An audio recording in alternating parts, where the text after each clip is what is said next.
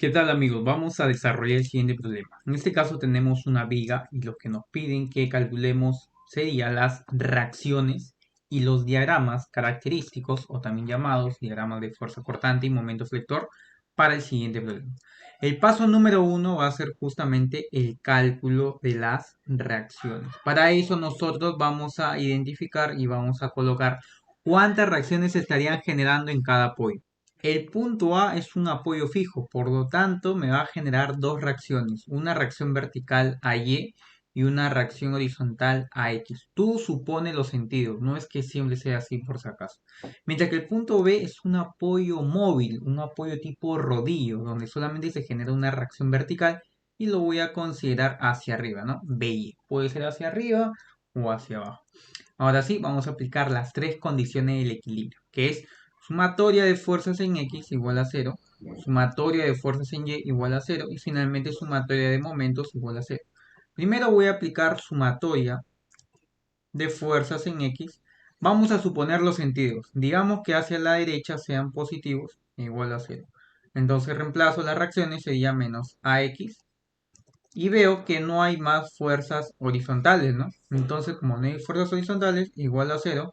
En conclusión, quiere decir que la reacción AX vale cero. ¿Ok?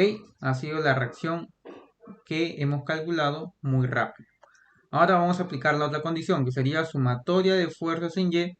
Digamos que hacia arriba sean positivos, igual a cero. Empezamos a reemplazar. Sería AY más BY. Y finalmente hay una carga distribuida triangular. Para eso yo tengo que hallar qué cosa, su fuerza resultante. Y va a estar ubicado en su centro de gravedad. ¿Cuánto es esta fuerza resultante? Es el área de un triángulo. Base por altura entre 2, ¿no? 6 por 2, 12, entre 2 me va a dar 6. Finalmente vamos a colocar acá que sería 6 kilonewtons su fuerza resultante y ubicamos su posición.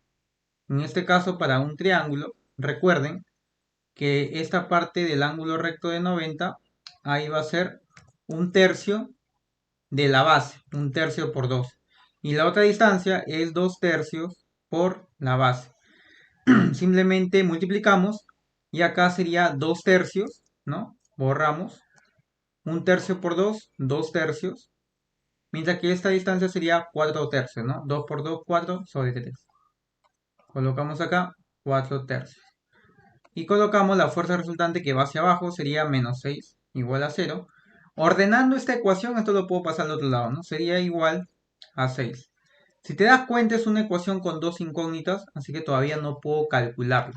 Lo vamos a dejar ahí por el momento. Ahora vamos a aplicar la última condición, que es sumatoria de momentos. Y si aplico con respecto al punto A, se anulan estas dos reacciones y calculo BY.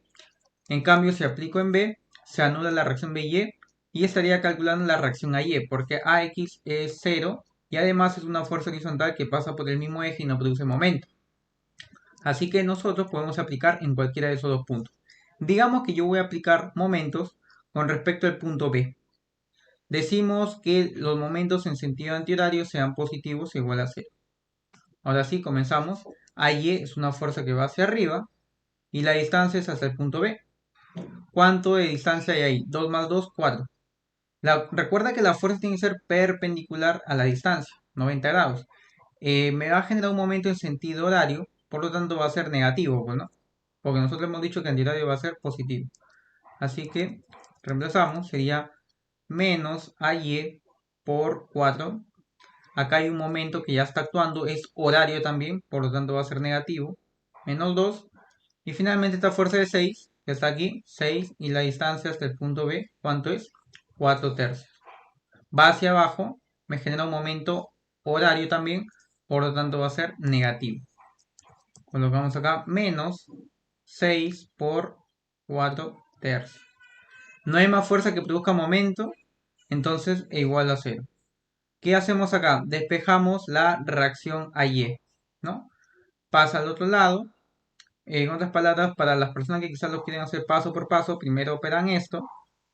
El valor que les dé, este menos AY por 4 pasa al otro lado, sería 4AY. Y el 4 pasa a dividir, pues, ¿no? Pasa a dividir. Y de esa manera calculo qué cosa, la reacción a Y. Estos son ecuaciones. Esto ya lo sabemos todos en los primeros cursos en realidad de la carrera, ¿no? Es parte también de la matemática. Y bueno, simplemente cuestión de reemplazar y nos estaría dando un valor de menos 2.5 kilonewton. A ver, vamos a interpretar esta respuesta. Nos ha dado negativo. Quiere decir que la reacción a Y no va hacia arriba. ¿En qué sentido iría? Vamos a reemplazar 2.5 kilonewton, pero estaría yendo como hacia abajo, ya que el signo me indica el sentido, pues, ¿no? ¿Qué pasa si a Y lo hubiera considerado hacia abajo en un comienzo así? Entonces, cuando hago el cálculo, me va a decir que a Y vale 2.5 positivo, porque es correcto el sentido que hemos asumido que sería hacia abajo, ¿no? Nada más es eso. El signo te indica en qué sentido estaría yendo dicha reacción. Y bueno, hasta ahí ya tenemos entonces calculado la reacción vertical a Y vale 2.5, pero recuerda algo muy importante. Cuando tú ahora reemplaces en esta ecuación, recuerda que esta ecuación tú la generaste cuando habías considerado hacia arriba. Por eso he puesto positivo. Porque si tú reemplazas este valor ahorita mismo acá, estarías invalidando. ¿Por qué? Porque la respuesta para que tú reemplaces acá debería ser este, el negativo, ¿no? Esto de acá. Porque esa es la respuesta que te dio considerando como hacia arriba. Y lo reemplazas justamente aquí. Si no te quieres hacer tantos problemas, nuevamente aplicas sumatoria de fuerzas en Y, hacia arriba positivo igual a 0, y reemplaza, ¿no? A Y, ¿cómo sería? Hemos dicho que es hacia abajo, ¿no? Menos 2.5 hacia abajo, y así sucesivamente. Y bueno, ahora sí, vamos a reemplazar acá. Vamos a decir que finalmente la reacción de Y sería, ¿no? 6, este AY, ¿cuánto vale? Menos 2.5. Menos 2.5 pasa al otro lado a sumarse, ¿o no? 6 más 2.5 finalmente me da 8.5. Colocamos aquí 8.5 kilonewton. Medio positivo quiere decir que en este caso va hacia arriba. ¿Cómo comprobamos si es que estos cálculos son los correctos? Miren, en esta viga, acá actúa AY que va hacia abajo. Acá el BY, ¿cuánto vale? 8.5 y la fuerza resultante es 6 kilonewton. Todo debe estar en equilibrio. 6 más 2.5 sería 8.5 hacia abajo.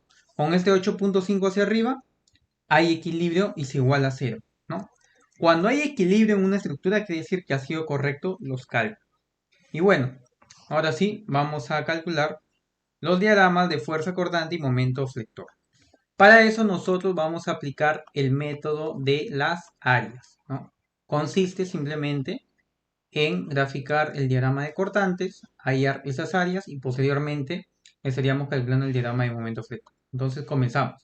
Hemos particionado los ejes. El primer eje horizontal va a ser para las cortantes y el segundo eje horizontal para los momentos. Hacia arriba positivo, negativo hacia abajo. Para el momento, hacia arriba negativo y hacia abajo positivo. Este es de acuerdo a una convención de signos en realidad. Si tú gustas, puedes colocar acá positivo y abajo negativo, no hay ningún problema. Bueno, recuerda que las cortantes son, obviamente en este caso, como es un tramo horizontal, las cortantes van a ser verticales, ¿no? Recuerden que la cortante tiene que ser perpendicular al tramo. Puede ser hacia abajo o puede ser hacia arriba, ¿no? 2.5 está yendo hacia abajo, por lo tanto, se recuerda si este es 0, en este punto, en el eje neutro, 2.5 sería negativo. Vamos a colocarlo. Estaría más o menos por acá. Decimos menos 2.5. Correcto. En este tramo de acá no hay cortantes. Si te das cuenta, está vacío. Quiere decir que iba a ser una función constante. Así, 2.5.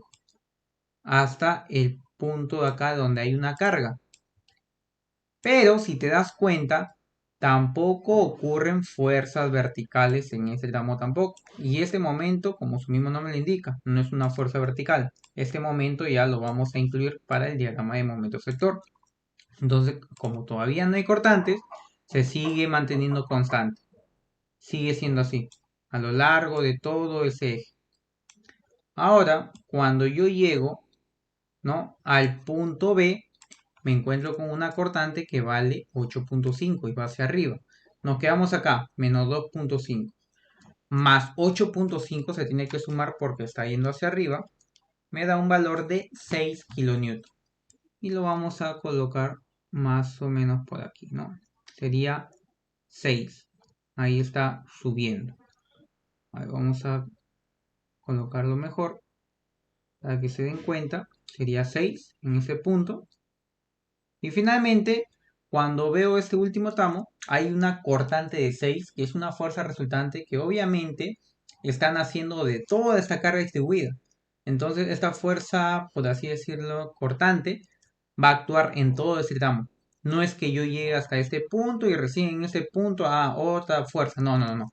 Esta cortante evalúa todo este tramo de acá. Entonces sería 6 y este 6 va hacia abajo, 6 menos 6 finalmente sería 0. ¿Cómo se grafica esta parte? ¿Será así, de manera lineal? No. Cuando es una carga triangular, la función de la cortante va a ser de segundo grado. ¿Ok? ¿Y cómo va a ser el gráfico o la concavidad? Cuando la carga triangular es así, la cortante tiene esa concavidad.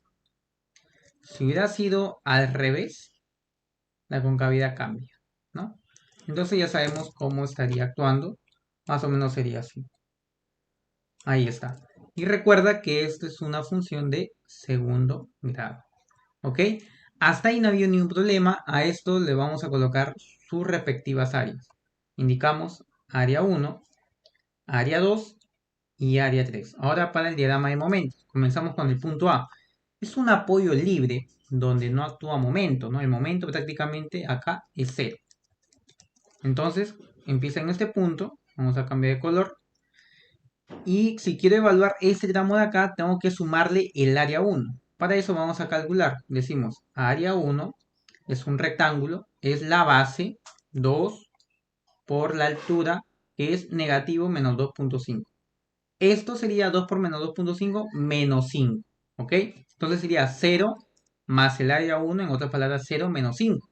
Me da un valor de menos 5 y estaría ubicado por acá, ¿no? En el eje negativo. Recuerda, esta función era constante, es como si fuera de grado 0.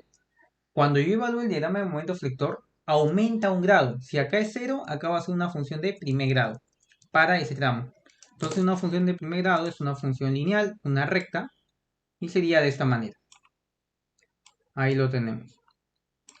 ¿Qué sucede ahora cuando llego a este punto? Me encuentro con una carga de momento en ese eje. Recuerda, como nosotros estamos evaluando y trabajando de izquierda a derecha, cuando yo me encuentro con una carga de momento, que en este caso tiene un sentido horario, se va a tener que sumar. Si este momento hubiera sido antihorario, entonces hubiese restado, ¿no? Es así, cuando trabajas de izquierda a derecha. Cuando es de derecha a izquierda es distinto, pero bueno, en este caso estamos viendo de izquierda a derecha. Entonces este momento es horario, sería menos 5 más 2. Me da un valor de menos 3, entonces baja un poco. Sería menos 3 ahora. Luego, ese menos 3 tengo que sumarle el área 2. Vamos a calcular también área 2. La base también el 2. La altura nuevamente menos 2.5. Quiere decir que el área también es menos 5. Sería menos 3 más el área 2 que también es negativo. Menos 3 menos 5 me da un valor de menos 8. Y estaría ubicado un poco más arriba.